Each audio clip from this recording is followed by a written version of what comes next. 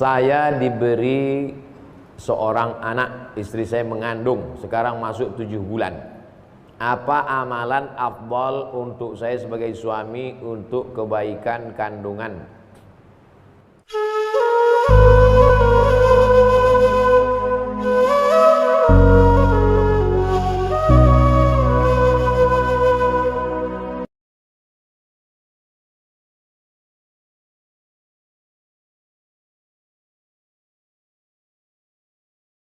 Saya punya orang tua, tapi sering bertengkar dengan menantu.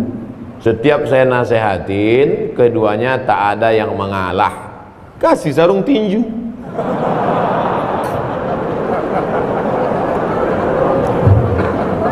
Bagaimana caranya supaya orang tua saya dan menantunya itu bisa akur kembali tanpa menyakiti keduanya, Pak Ustadz? Arisan keluarga, undang ustadz. Ustadz yang lembut,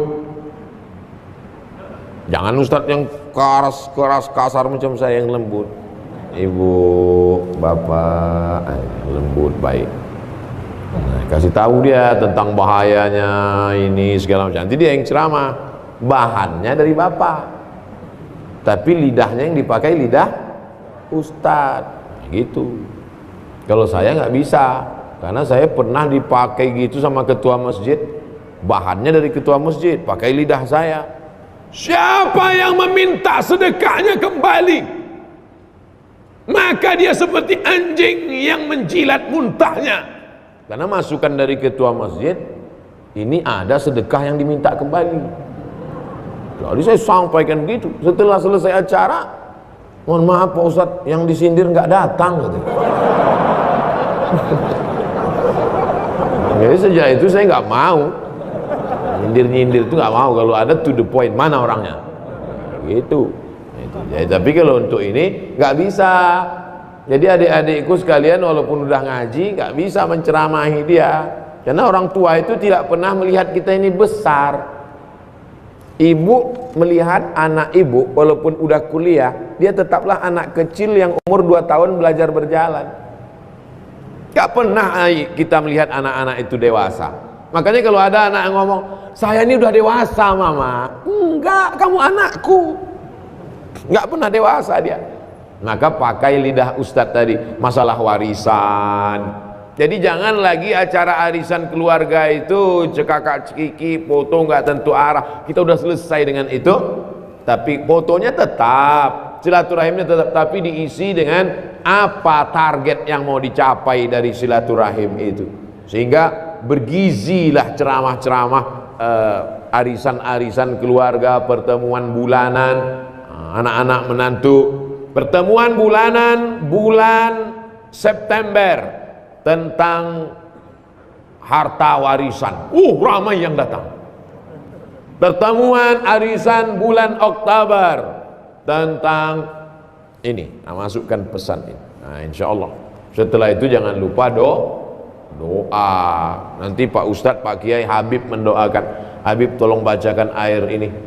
Dibacakannya air, masuklah doa itu ke dalam air, berubah molekul-molekul air itu menjadi cahaya, lalu diminum oleh mereka, masuk ke dalam darahnya, masuk ke dalam jantungnya. Jantungnya yang tadi terbakar dingin, sejuk, dari jantung naik ke otak, otaknya yang dari tadi tegang tenang. Berapa banyak orang yang nggak mati-mati sakaratul maut, pas dikasih air mati langsung. Ketenangan. Nah, jadi yang meneliti itu malah orang Jepang, bukan orang Arab, bukan orang Islam. Diteliti mereka air yang dibacakan doa, dipanggil tokoh-tokoh agama, air yang paling bening, paling bercahaya, yang dibacakan oleh ulama dari kalangan umat Islam. Allahu Akbar. Mulukul cahaya. Oleh sebab itu doa. Ada nggak ini Pak Ustadz dalilnya zaman Nabi dibacakan air? Ada. Sahabat Nabi datang lapor, ya Rasulullah, ya aku dapat kambing 30 ekor, halal apa enggak ini kambingnya? Kok bisa dapat kambing dari mana? Di kampung itu ada orang gila, minta doa. Lalu ku baca Al-Fatihah, menahan air liur banyak-banyak. Setelah itu ludah gitu dia.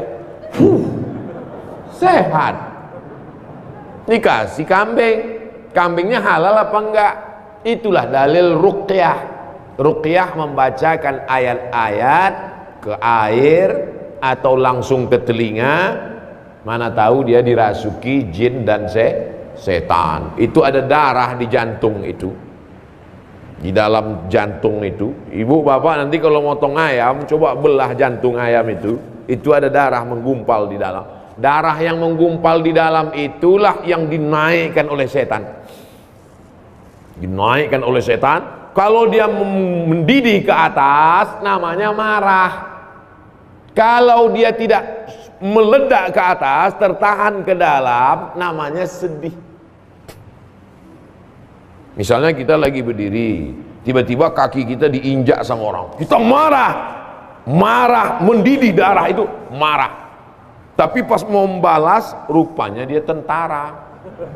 Kita kan nggak berani kan? Dia turun menjadi sedih, tertahan ke dalam. Marah dan sedih akan hilang kalau berubah menjadi maaf. Islam tidak mengajarkan kita larut dalam kemarahan, tidak pula larut dalam kesedihan, tapi dia hilang dengan maaf. Itu dengan doa-doa itulah orang menjadi maaf.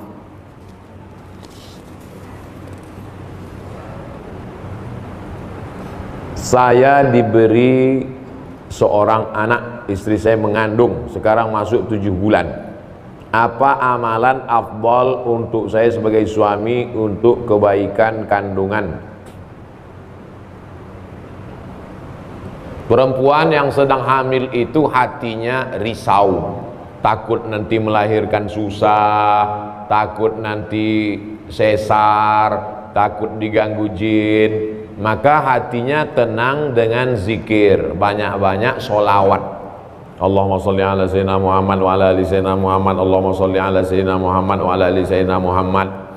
Makanya Pak Kiai selalu nyuruh, gimana nih Pak Kiai, istri saya hamil, baca surat Yusuf supaya hatinya tenang. Padahal tujuan Pak Kiai baca surat Yusuf supaya hatinya tenang dan anaknya soleh, tidak mau berzina seperti Nabi Yusuf. Cuman kadang ibu hamil ini salah sangka, disangkanya anaknya ganteng macam Nabi Yusuf. Pas lahir hitam komplain. Pak Kiai iki anake ireng piye iki?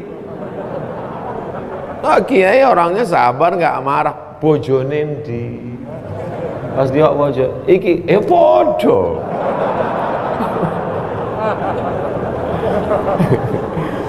Setelah itu kita jangan salah paham dulu. Jadi kalau ada ustadz nyuruh baca sholawat, baca ayat kursi, sesungguhnya itu supaya emosional si ibu tenang. Kalau ibunya tenang, anaknya juga ikut tenang. Salatullah salamullah ala taha rasulillah.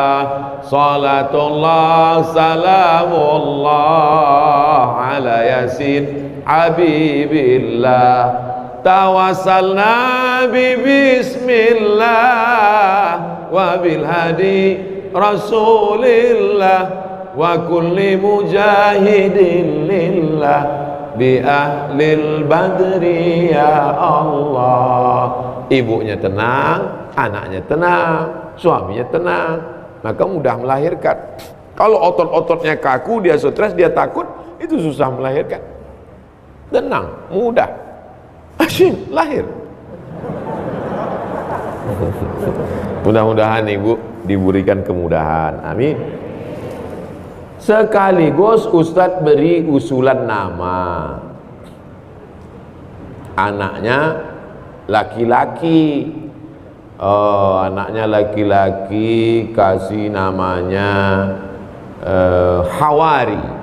Hawari artinya penolongku. Mudah-mudahan anak ini menjadi penolongmu nanti di akhirat, mendapat syafaat, karena anak ini menjadi penghafal Quran. Hawari. Boleh ditambah belakangnya, depannya, terserahlah. Namanya saya kasih Septi Hawari Pak Ustadz. Kenapa Septi? Lahir September. Aduh, Yang pakai bulan-bulan itu tak usah lah lagi. Nanti minta sama Habib, sama ustadz lain supaya tambah namanya. 3 nama untuk paspor bisa umroh. Ustadz, bagaimana sebaiknya melaksanakan ibadah di masjid? Apakah kita ikut salah satu tata cara ibadah, misalnya NU atau Muhammadiyah, atau gimana Pak Ustadz? Saya ketua masjid. Saya gini-gini ketua masjid nih. Jadi saya ketua masjid. Masjid itu memang dari dulu pakai mazhab Syafi'i. Bismillahnya jahar. Bismillahirrahmanirrahim. Ini sholat apa qori? Biasa aja lah. Bismillahirrahmanirrahim. Alhamdulillahirabbil alamin. Arrahmanirrahim. Lalu kemudian kalau subuh pakai kunut, pakai mazhab Syafi'i. Allahumma hdina fiman hadait, wa'afina fiman afait, wa tawallana fiman tawallait. Tapi masjidnya enggak terlalu besar, masjid komplek perumahan kecil. Artinya mayoritas masyarakat di situ memang mazhab Syafi'i. Tapi kalau masyarakat di situ multi, ada bisa dipakai satu contoh masjid di daerah saya juga. Saya ceramah di situ. Lalu saya dengar, saya kasih tahu sama makmum, Ustadz, itu imam sir, itu imam jahar. Maksudnya kalau dia imam, itu bismillahnya jahar, Bismillahirrahmanirrahim. Tapi kalau itu yang imam sir, bismillah. Nah, jadi semua terayomi selama masih ahlus sunnah wal jamaah. Nah, jadi saya tak paham komunitas masyarakat di Darussalam, tapi kalau masjid saya pakai mazhab Syafi'i.